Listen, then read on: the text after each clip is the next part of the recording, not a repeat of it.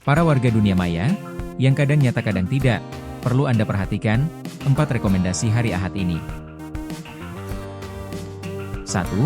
Berbuatlah baik dalam setiap aksi dan reaksi Anda. Kenapa?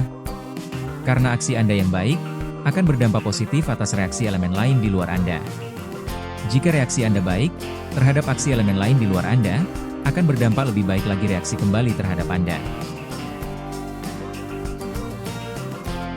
2. Narasikan kata yang patut digunakan, sehingga menciptakan keteduhan bagi yang mendengarnya.